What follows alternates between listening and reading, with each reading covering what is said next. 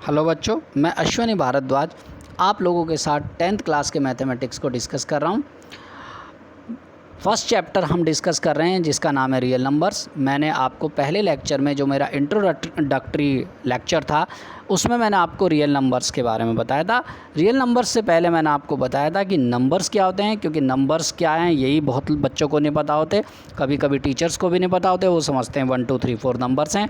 First lecture में मैंने आपको एक्सप्लेन किया है कि नंबर्स क्या होते हैं। सेकंड बात मैंने आपको फर्स्ट लेक्चर में बताई थी कि जैसे जैसे हम सिविलाइज होते गए, हमारी नीड्स बढ़ती गई, तो नीड्स के अकॉर्डिंग हमारे डिफरेंट टाइप्स के नंबर आए। जैसे पहली नीड हमारी काउंटिंग की आई तो हमने काउंटिंग्स बनाए जिसको हमने नेचुरल नंबर कहा क्योंकि वो नेचर में पहले आए। उसके बाद हमारी ज़ीरो आई तो होल नंबर्स बन गए। डायरेक्शन आने के बाद इंटीजर्स बन गए। उसके बाद हम इंटीजर्स के बाद रेशनल नंबर पे आए जो इंटीजर अपॉन इंटीजर की फॉर्म के होते हैं।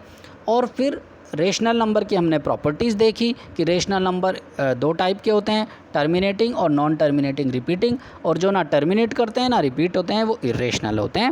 और रेशनल और इरेशनल को मिला के हम रियल नंबर्स कहते हैं। काफ़ी डिटेल में मैं आपको बताया था, आप उसे सुनना तो आपको नंबर सिस्टम के बारे में अच्छी नॉलेज होगी।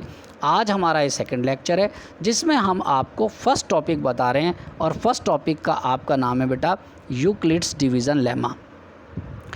जो बच्चे इस बात को समझ लें, जो बच्चे 2020-21 में अपीयर करेंगे, मतलब 21 मार्च में एग्ज़ाम देंगे 10th क्लास का, उनके कोर्स में ये थ्योरम नहीं है, यूक्लिड्स डिवीज़न लेमा नहीं है। अदरवाइज़ ये बहुत इंपॉर्टेंट, बहुत इंटरेस्टिंग है, बहुत आसान भी है, आपको अच्छी लगेगी। तो अभी आप 21 में जो एग्ज़ाम होगा उसके लिए इसे तैयार नहीं करेंगे, नहीं तो इसको पढ़ेंगे आप। तो बेटा देखें यूक्लिड्स डिवीज़न लेमा क्या है। इसके लिए सबसे पहले आपको यूक्लिड्स डिवीज़न एल्गोरिथम समझनी पड़ेगी। कुछ स्टूडेंट्स तो यही समझते हैं कि यूक्लिड्स डिवीज़न एल्गोरिथम और लेमा एक ही चीज़ है, लेकिन इसमें थोड़ा सा डिफरेंस है, वो बहुत ही थोड़ा सा डिफरेंस है और वो भी 10th क्लास में मायने नहीं रखता है। कैसे, मैं आपको समझाता हूँ। इससे पहले सबसे पहले आपको डिवीज़न को समझना पड़ेगा, वही डिवीज़न जो आप छोटी क्लासेस से पढ़ते हुए हैं बेटा। तो देखो यहाँ पर जो है मैं डिवीज़न के बारे में आपको बताता हूँ कि एक हमने नंबर लिया 9456, इसको हमने 15 से डिवाइड किया है। तो जिससे हम डिवाइड करते हैं वो डिवाइज़र होता है, जिसको डिवाइड करते हैं वो डिविडेंड होता है। ये शायद इसमें गलत लिखा हुआ है, ये डिविडेंड है बेटा, डिविडेंड। और जो डिवाइड करके आता है वो कोशेंट है और जो बच गया वो रिमाइंडर है। तो इनमें एक रिलेशन होता है। वो रिलेशन क्या है बेटा कि अगर मैं कोशेंट को डिवाइज़र से मल्टीप्लाई करके रिमाइंडर ऐड कर दूँ, क्या बोला, कोशेंट को डिवाइज़र से मल्टीप्लाई करके और कोशेंट रिमाइंडर उसमें ऐड कर दूँ तो वो डिविडेंड के इक्वल आ जाना चाहिए। अगर वो डिविडेंड के इक्वल है तो वो हमारा डिवीज़न एल्गोरिथम कहलाती है। इसको हम यूज़ करते हैं डिवीज़न को चेक करने के लिए। अब यहाँ पर आपको एक बात बहुत इम्पॉर्टेंट समझनी पड़ेगी कि ये जो रिमाइंडर हमारा आया 6 है ना बेटा, ये जो रिमाइंडर हमारा 6 है, ये रिमाइंडर कभी भी 15 से ज़्यादा नहीं हो सकता, बल्कि 15 के इक्वल भी नहीं हो सकता। तो रिमाइंडर जो 6 है, जो रिमाइंडर है वो हमेशा डिवाइज़र से कम होगा और रिमाइंडर या तो 0 होगा या डिवाइज़र से कम होगा। यही बात आपको समझनी है। तो इसको मैं मैथमेटिकली ऐसे कहता हूँ कि रिमाइंडर इज़ 0 और greater than 0 and it is less than divisor. तो मैथमेटिकली हम ऐसे बोलते हैं, नहीं तो सीधे शब्दों में आप समझ सकते हैं कि जो रिमाइंडर है वो 0 या 0 से ज़्यादा होगा और डिवाइज़र से कम होगा, राइट। अब देखें बेटा, आपको इसको हमने यहाँ लिख रखा है, ये वाली डिविडेंड, यही एल्गोरिथम जो आपको बता रहे हैं। फिर इसको हमने इसी एग्जांपल से जो भी डिवाइड करके दिखाया, वेरीफाई कर रखा है और यहाँ पर हमने रिज़ल्ट लिख रखा है। इस रिज़ल्ट को आप देखें तो पहला है कि remainder is greater than equal to 0, मतलब रिमाइंडर या तो 0 होगा या 0 से ग्रेटर होगा। और remainder is less than divisor, जो रिमाइंडर है वो हमेशा डिवाइज़र से कम होगा। मैथमेटिकली हम किस तरीके से लिखते हैं, पहले हमें ऐसे समझ लेना चाहिए, फिर हमारे लिए मैथमेटिकली समझना आसान है। जूम करके दिखा देता हूँ इसको बेटा। देखिए ये हमने एक एक्सप्रेशन लिखा है। इस एक्सप्रेशन में a is equal to B Q plus R. यहाँ पर a डिविडेंड है, b डिवाइज़र है, q कोशेंट है, r रिमाइंडर है। तो हमने क्या लिखा, dividend is equal to divisor into quotient plus remainder. और रिमाइंडर क्या है, r, वो 0 या 0 से ग्रेटर है। और b क्या है, डिवाइज़र, जो उस डिवाइज़र से कम है। तो इसी को हमने मैथमेटिकली लिख रखा है, बाकी कोई भी डिफरेंस बेटा इसमें नहीं है। तो आगे चलें बेटा। इसके बाद हमने एग्जाम्पल लिया है यूक्लिड्स डिवीज़न लेमा। तो यूक्लिड्स डिवीज़न लेमा और एल्गोरिथम में मैं आपको डिफरेंस समझा देता हूँ, जो कि डिफरेंस हमारा मैं आपको बता रहा था कि 10th क्लास में हमारा इतना वो मायने। जो हमारी यूक्लिड्स डिवीज़न एल्गोरिथम है वो हमारी केवल नेचुरल नंबर्स के लिए या कहते हैं पॉजिटिव इंटीजर्स के लिए होती है, जबकि जो लेमा है, यूक्लिड्स डिवीज़न लेमा जो है वो हमारी सभी तरीके के इंटीजर्स के लिए होती है। लेकिन 10th क्लास में हम लेमा भी, यूक्लिड्स डिवीज़न लेमा भी केवल पॉजिटिव इंटीजर्स के लिए पढ़ते हैं। तो इस और डिवीज़न एल्गोरिथम तो पहले ही पॉजिटिव इंटीजर्स के लिए, इसलिए 10th क्लास में यूक्लिड्स डिवीज़न एल्गोरिथम और लेमा में आप कोई डिफरेंस ना समझें। लेकिन आप वर्ड यूक्लिड्स डिवीज़न लेमा ही यूज़ करेंगे, एल्गोरिथम यूज़ नहीं करेंगे। तो पहला हमारा, अब हम पढ़ेंगे इसका एप्लीकेशन, यूक्लिड्स डिवीज़न लेमा का एप्लीकेशन। जो पहला एप्लीकेशन है यूक्लिड्स डिवीज़न लेमा का वो HCF फाइंड आउट करने में है ना बेटा। यहाँ एक एग्जांपल लिया है कि हमें 165 और 270 का HCF फाइंड आउट करना है। कैसे करेंगे, इसके लिए पहले मैं आपको एक लॉन्ग डिवीज़न मेथड समझाता हूँ बेटा। ये लॉन्ग डिवीज़न मेथड क्या है, इस लॉन्ग डिवीज़न मेथड में बेटा हम बड़े नंबर को, हमारा 165 और 270 में से बड़ा नंबर क्या है 270, तो 270 को हम डिवाइज़र लेंगे और जो छोटे वाला नंबर 165 है इसे हम 270 बड़े नंबर को डिविडेंड लेंगे और छोटे नंबर 165 को डिवाइज़र लेंगे।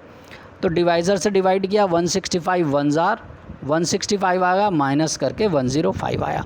अब इस स्टेप को आपको ध्यान से समझना है। जो माइनस करके आया मतलब रिमाइंडर, उसको तो नेक्स्ट डिवाइज़र ले लेना। क्या बताया मैंने, रिमाइंडर को नेक्स्ट डिवाइज़र, ठीक है बेटा। और जो हमारा डिवाइज़र था 165 वो कोशेंट बन गया। डिवाइज़र क्या बन गया बेटा, वो बन गया कोशेंट। बस ये जो स्टेप है कि जो रिमाइंडर आता रहे उसे डिवाइज़र और जो डिवाइज़र था वो कोशेंट, इसको आप करते रहिए। जैसे देखें आप इसी को समझें। अब हमारा डिवाइड करा 105 1 जार 105, 165 में से 105 माइनस करा 60 क्या आया, रिमाइंडर। तो रिमाइंडर क्या बन जाएगा, यहाँ मैंने आपको बताया डिवाइज़र, ये डिवाइज़र बन गया। और जो पहले वाला हमारा डिवाइज़र क्या था, हमारा था ये 105 हमारा यहाँ पर डिविडेंड बन जाएगा। तो फिर हम डिवाइड करेंगे। अब 60 1 जार 60, 45 बचा, 45 क्या बचा, रिमाइंडर। रिमाइंडर को क्या ले लिया, डिवाइज़र।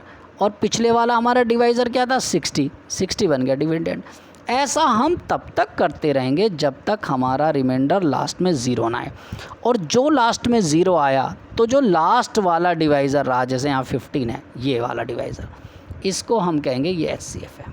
ये लॉन्ग डिवीज़न मेथड आप छोटी क्लास में भी पढ़ चुके हैं, मैं इसलिए बता रहा हूँ आपको। यहाँ पर जब हमसे वो कहेगा कि यूज़, वो ऐसे कहेगा कि use division lemma to find out the HCF, तो उसमें आप इसको लॉन्ग डिवीज़न मेथड में से नहीं करेंगे, इसको लीनियर की तरह लिखेंगे। और लीनियर की तरह आप एक ही फॉर्मूला लगाएंगे बेटा, वही कि dividend is equal to divisor, ये वाला dividend is equal to divisor into quotient और प्लस रिमाइंडर। इस फॉर्म में लिखते रहेंगे आप। कैसे लिखेंगे, ये देखिए आप, यहाँ पर आपको समझा रहा काम नहीं। ये देखिए हमारा बड़ा नंबर क्या था बेटा 270, छोटा नंबर था 165। तो 270 को हम लेंगे डिविडेंड और 165 को लेंगे हम डिवाइज़र। तो डिविडेंड और कोशेंट कितना आया था 1 और रिमाइंडर आ गया 105। फिर ये जो 105 है बेटा ये बन जाएगा हमारा, यहाँ पर आ जाएगा, क्योंकि हमने बताया जो रिमाइंडर है, रिमाइंडर को हम लेंगे डिवाइज़र और जो हमारा डिवाइज़र था वो बन जाएगा डिविडेंड। यही चलता रहेगा। देखो यहाँ देखो आप, ये यहाँ 60 रिमाइंडर बचा, रिमाइंडर क्या बन गया डिवाइज़र, और जो डिवाइज़र था 105 वो बन गया डिविडेंड। और हर बार कौन सा फॉर्मूला लग रहा, dividend is equal to divisor into quotient plus remainder. फिर हमारा रिमाइंडर क्या बन गया 45, डिवाइज़र बन गया, और जो डिवाइज़र 60 था वो बन गया डिविडेंड। तो 45 इंटू 1 प्लस 15। अब यहाँ 45 हमारा जो डिवाइज़र था वो डिविडेंड बन गया और जो रिमाइंडर आया वो डिवाइज़र बन गया। तो अब हम इसे करेंगे 15 3 जार 45 प्लस 0। जैसे ये 0 आएगी तो जो ये लास्ट वाला डिवाइज़र है 15, ये HCF बन गया। तो इसी को हम इस तरीके से लिखेंगे। जब हम इसको ऐसे लिखेंगे ना लॉन्ग डिवीज़न मेथड को, तो इसे हम कहेंगे कि हमने यूक्लिड्स लेमा को यूज़ किया है बेटा। तो जब वो कहे use Euclid's division lemma to find out the HCF, तो आप इस मेथड को फॉलो करेंगे बेटा। ये वाला जो मेथड हमने अभी आपको बताया, आप लॉन्ग डिवीज़न मेथड से मत कर देना है, तो लॉन्ग डिवीज़न मेथड, लेकिन लिखेंगे आप इसे लीनियर फॉर्म में। तो ये एक क्वेश्चन आ जाता है बेटा। तो इसके बाद ये हमने आपको डिफरेंस बता रखा है कि लेमा और एल्गोरिथम में क्या है। उसके बाद ये हमारा असाइनमेंट है बेटा। देखो असाइनमेंट में हमने आपको केवल HCF निकालना सीखा है। तो ये हमारे पास 6 एग्जाम्पल्स हैं, इनके ये आंसर्स भी आपको दे रखे हैं।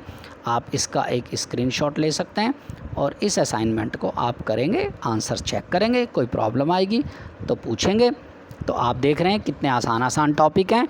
हालांकि ये 2021 के लिए ये थ्योरम कोर्स से हटा दी गई है, कोरोना की वजह से सिलेबस हमने कर्टेल किया है CBSE ने, उसमें हटा दी गई है। अदरवाइज़ ये बहुत सिंपल और इंटरेस्टिंग है। तो आप इसे करेंगे, आपको बहुत आसान लगेगी। मेरी बहुत बहुत शुभकामनाएं बेटा आप लोगों के साथ हैं। आप खूब मन से लगा के पढ़िए, अपना ध्यान रखिए और पढ़ाई में भी आप पूरा अच्छा कीजिए। Thank you.